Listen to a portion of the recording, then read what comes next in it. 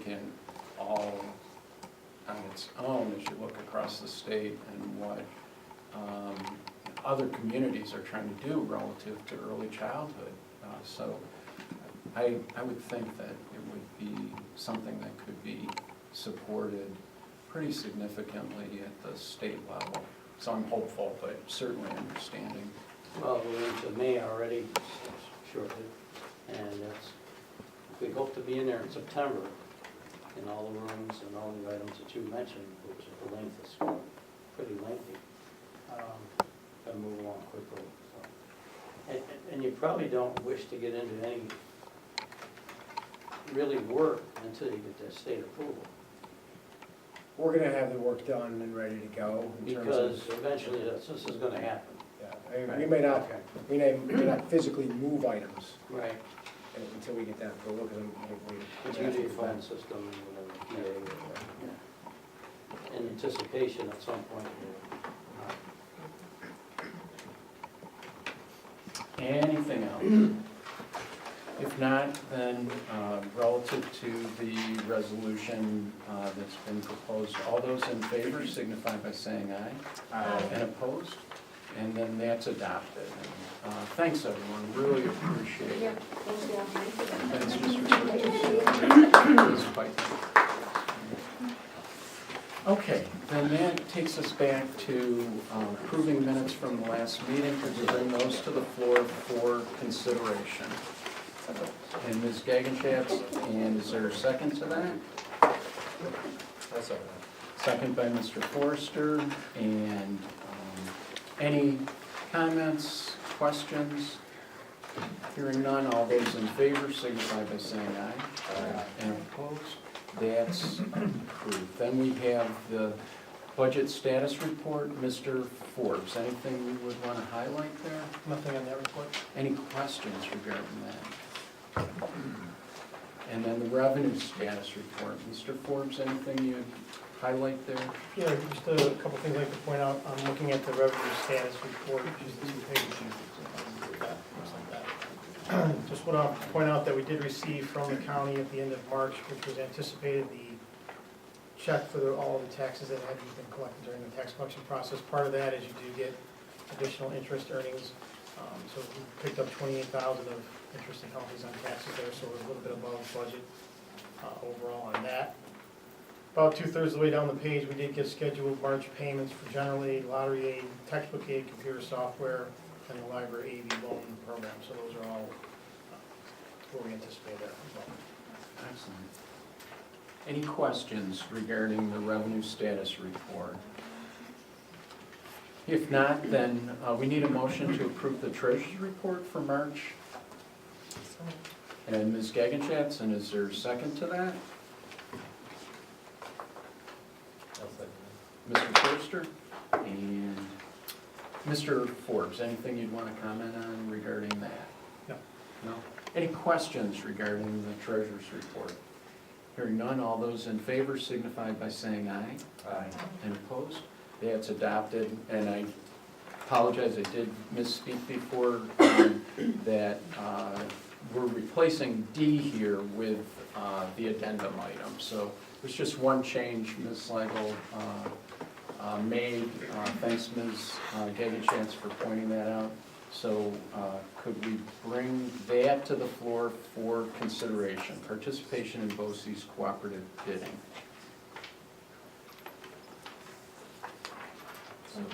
Ms. Gagenschatz, and was there a second to that? Mr. Forster? And any questions regarding that at all? Hearing none, all those in favor signify by saying aye. Aye. And opposed? That's all approved, then that's approved, sorry. Then we have personnel was on the consent agenda.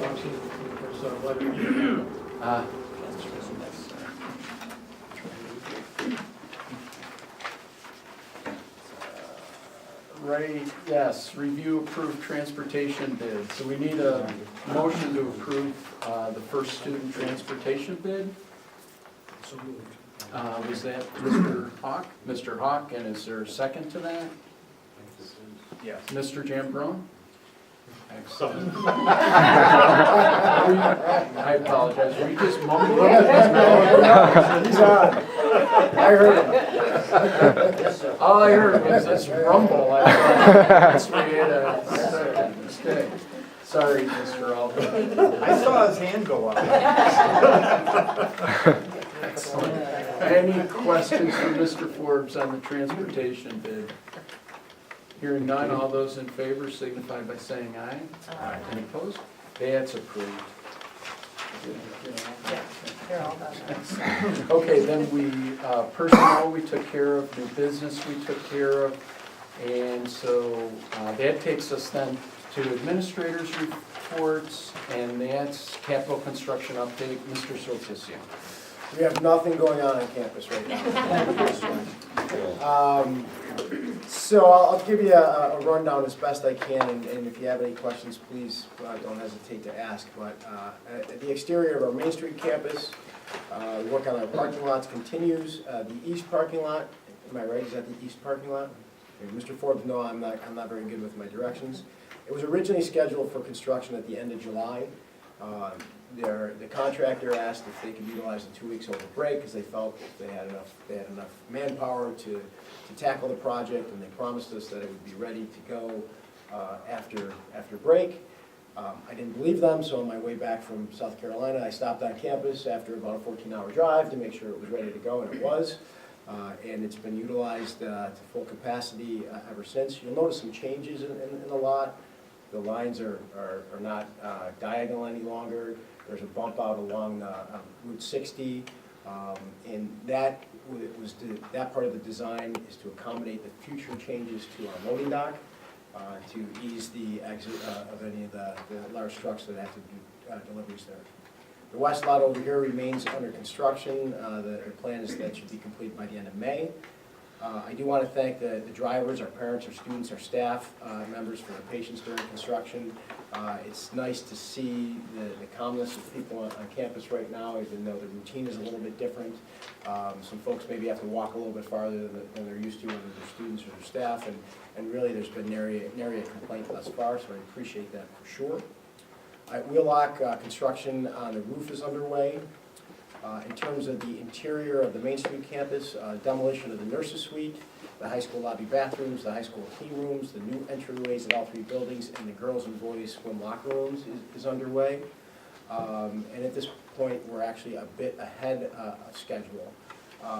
There is a new development that we discovered recently that wasn't connected to the project, wasn't associated with the project, but being where we are in terms of the project and the positive nature that our bids came in is really going to help us, and that's our microphone system in the auditorium.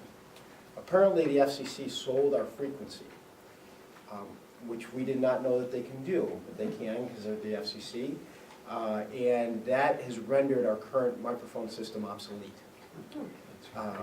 And it's about 15 years old, so it's not brand new, but it's certainly not as old as some systems. But we did discover through work with our partners that we can purchase the equipment that we need through the project and receive aid on it.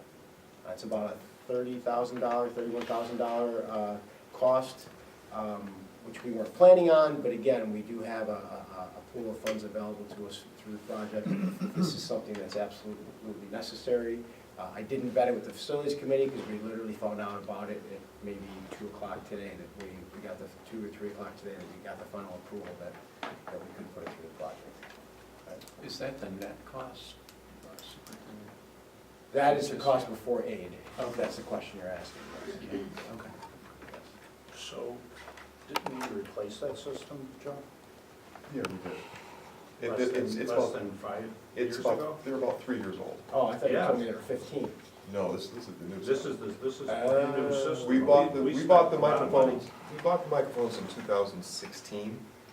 The FCC sold those frequencies in 2017. And then we just discovered, because they were making some static, so we looked into it, and lo and behold, figured that we have to replace it. So what do we need to replace? Because when I looked at that proposal, there's a number of things that we're able to reuse. Lapel mics, Correct. what else? little peltlets I believe we can use, but we're looking at replacing the packs that they plug into and some of the other microphones, the mics that they use, I think, on the backstage. So what about our vendor that we purchased these units from as to They're their offering us performance? a rebate if we sell back the old equipment they take off. They give us a What's that? discount. Is it substantial? Because we expected the life of those units. I wish it was more. It helps. We don't have any recourse on. We looked into that, we looked to see if the mics could be reprogrammed at a different frequency, and the types that we bought aren't, they're not able to do that. Types we bought or they sold us. The ones that we currently have.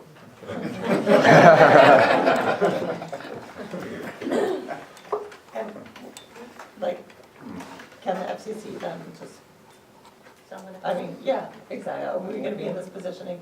I hope not. I'm not sure. I mean, our district was one of a number of different school districts who purchased mics during that year, and this frequency was installed. You know who it was sold to? T-Mobile out of Rochester. I'd like to hear more about this, a lot more. I'd also just ask if we could contact T-Mobile and make some kind of pitch to them as well relative to what this is costing us, and that, this really doesn't really help our community at all. Maybe they can make a substantial contribution, That would be possible. if they're not willing to sell it back or whatever. So we didn't own that frequency, we didn't buy it, we didn't, No, we bought equipment that used that frequency. And the FCC sold that frequency to a private company. So let's do this. And I wanted to share this as a positive component of the project with a misunderstanding of the age of the equipment. Let's work with our vendor about what it means to purchase a frequency. Because I believe there's a way for a district to license a frequency, because it doesn't make sense for us to purchase new equipment and potentially be in the same situation 3 years down the road. Right. You know, we can't be dropping $30,000 every time someone, the FCC sells a frequency. There has to be a means to do this, and I wonder, who's our radio vendor Bronco. for our handhelds? Ramco, Ramco. two different. So I wonder if Ramco might be a source of information for us as well. And I do recall in previous work having to purchase a frequency. Now, in terms of the auditorium, there may be multiple frequencies that we need to purchase. But we should, before we do anything, whether it comes out of construction funds or whatnot, we need to figure out how we can protect ourselves moving forward. Yes. Years ago, we did have to license the frequencies for the walkie-talkies, then that went away. But you're probably looking, off the top of my head, 15, 18 years ago. You were using tin cans and strings back then. It was easier to get a license for that. Let me ask this question, what about leasing, if there's a planned leasing the equipment. leasing the equipment, leasing in general, a whole package with the frequency. This may not be such a big cost to the district. Good point. So again, this was my point in bringing this to, it wasn't that it was a decision point, it was that because of the great shape we are in terms of the finances of the project, we are able to answer the bell when some unexpected things come forward. We clearly have more work to do when it comes to the auditorium piece, but it's work that needs to be done because the use of that facility for our students. Okay? So more to follow. Okay. Wait, any questions at all relative to that? Okay, then this is an opportunity, the board has reserved this time to hear comments from the audience. Those wishing to address the board are asked to stand, give their name and address, limit their comments to 5 minutes or less per individual or group. Audience members seeking a response should complete a board correspondence sheet and return that to our district clerk, Ms. Slagle. Anyone wish to address the board on any issue? Seeing no one, then I'll close that, and then announcements. There will be a special meeting of the Board of Education next week from this Thursday at 6 p.m. right here in the library, solely to enter into executive session for the purpose of discussing the superintendent's evaluation. Appreciate everyone working on their evaluations. I can track everybody's progress. Yeah, which, right, and I know there's two who have not started yet, and one of the people who hasn't started already gave away the other person who hasn't started, otherwise. And why are you blushing, Mr. Aldridge? And, so, in any I'm one of them, that's why. Thanks so much, everyone. So, yeah, our plan is to have that by Friday, and so Christine and I can put that all together, so we really appreciate it. So we'll have it for next Thursday for everyone. And if we can get it out earlier, we're really gonna try to do that, just so you have a chance to take a look at it ahead of that meeting, so. Then, the annual budget hearing will be held Tuesday, May 14th at 6 p.m. in the high school library, right here, immediately followed by the next regular Board of Education meeting. Board of Education anticipates the need to enter into executive session during the regular meeting of May 14, 2019. It'll be at the conclusion of that meeting for the purpose of evaluating Mr. Sortisio. Then the annual budget vote and Board of Education election will be held from 2 to 9 p.m. Tuesday, May 21, in the high school cafeteria.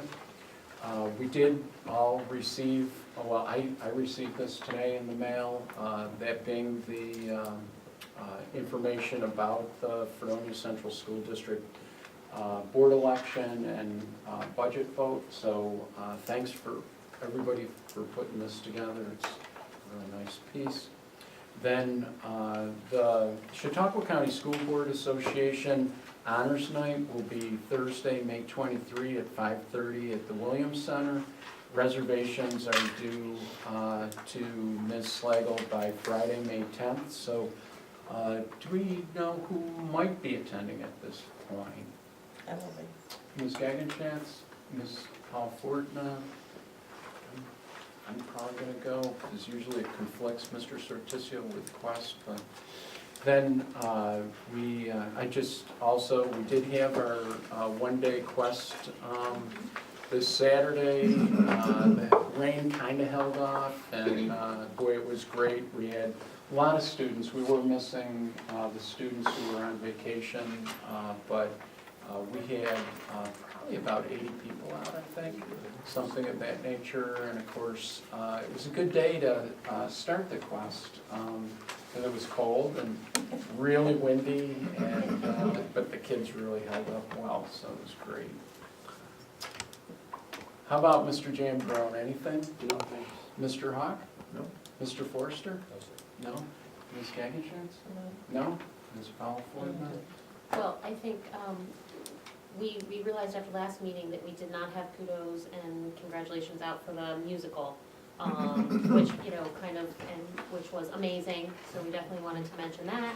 And then also was very excited to see how well the band did on their Chicago trip. So I don't know, Mr. Patrick, if you're gonna go share a little bit of that, but it's great to hear those things happening. Mr. Aldridge? No? Mr. Sortisio? Yeah, I want the board to know that we recently submitted an application to the National Center of Rural Education Research at Harvard University. The program works with school districts to help them identify and test evidence-based solutions to specific challenges such as chronic absenteeism that are obstacles to student achievement. It's called the Proving Ground Network. It connects partner districts focused on solving common problems and supports them with data analysis, strategic advice, hands-on assistance, and peer networking opportunities. We applied to the Chronic Absenteeism Network, focused on implementing and evaluating strategies to improve student attendance and decrease chronic absenteeism in education agencies across the country. So hopefully our application is met with open arms, and we develop a partnership with some other folks who are battling the same issues we are, and do whatever we can to get our young people to school. Excellent. You'll switch it up just a little bit. Ms. Slagle, anything? No? Ms. Farrell? Now, Mr. Rada, Mr. Forbes, great, Mr. Paschke. Yes, Connor Linden, who's a senior at Fredonia and a CTE student at BOCES in auto technology. He took first place in the Skills USA contest. I believe he earned a $10,000 scholarship for that. And he qualifies for the national competition, which is in June. It's going to be held in Kentucky. And if he performs as well there, he'll be eligible for a $20,000 scholarship. I don't know that we've ever had anyone do that. I'm going to have to check. I just found out about this, but I don't remember ever having any of our students achieve that here before. Because he was making. It takes a village, it does. Also, senior Aurora Mills and our teacher Connie Lavelle were recently featured in an article for their porcelain tile paintings, and Mrs. Lavelle actually took first place of everyone in the competition for that, which was amazing. The band had a great tour to Chicago over the break, and while they were there, they competed in a band competition, and they took the gold award from the competition. So just outstanding work there. Obviously, the musical was amazing. Just always a bright spot in our school. Last thing I wanted to hit was Decision Day, which is a day where our seniors come dressed in wherever they're planning on going after high school, be it into the workforce, the military, college. We have a senior breakfast tomorrow, which if any of you are available, you're welcome to come. It starts at 7:15, and so we'll be celebrating what our kids are going to be doing after school, after high school. Ms. Troutman? I was just going to bring up Quest, that they did their one-day hike, and this weekend they'll be doing their two-day, and then in May, May 15th through the 18th will be the four-day, and so they're pretty excited about that. The Cobbs have been here every day preparing for that. A lot of work goes into that, and I can't thank them enough for all the dedication they have to that program. Yeah, and Ms. Cobb just celebrated her 70th birthday on Sunday. Yeah. And she's out there doing circles around the apron. So, Well, maybe exciting. that's an overstatement, but I'll tell her you said that. Yeah. Thanks. And we have our math state testing Thursday and Friday of this week. Ms. Piper? We also have our math state testing this week. The kids are prepared and ready to go and show what they know is kind of the theme, and they're pretty excited about it. We had spring pictures today, so it was very fun to see the students in all their fine attire. They're all dressed up and ready to go. This Friday, there'll be an elementary school maker fair that's actually being hosted by the High School Honor Society with Liz Gruber's help as well. So from 6 to 8 p.m. if you haven't registered, it's for all students UPK to grade 4. Come in, maker fair in the hallways by the elementary library. It'll be great time, great fun. Also next week is Teacher Appreciation Week, so we've got some fun things planned for our teachers throughout the week next week. On May 9th at 6 p.m. is our UPK parent orientation, as Mr. Sortisio mentioned earlier. So we'll be welcoming our youngest students into UPK on May 9th and talking to their parents. And it's fun because sometimes a lot of the parents, it's their first time having students enter public school, so they're nervous but excited, so that's fun. And last, we have the Sakamoo African Drumming Group that's been able to come out and work with our students. They're coming back out next week for an assembly for all of our students. If I could jump back in, I'm really sorry, I just wanted to throw this in there since you mentioned National Honor Society. Our National Honor Society in the high school is this weekend after Fredonia Fest, which we now call non-Fredonia Fest or whatever it is. This weekend we'll have volunteered to go out and clean up the village. So they'll be out on Sunday doing that. So thank you for saying that, I forgot about that.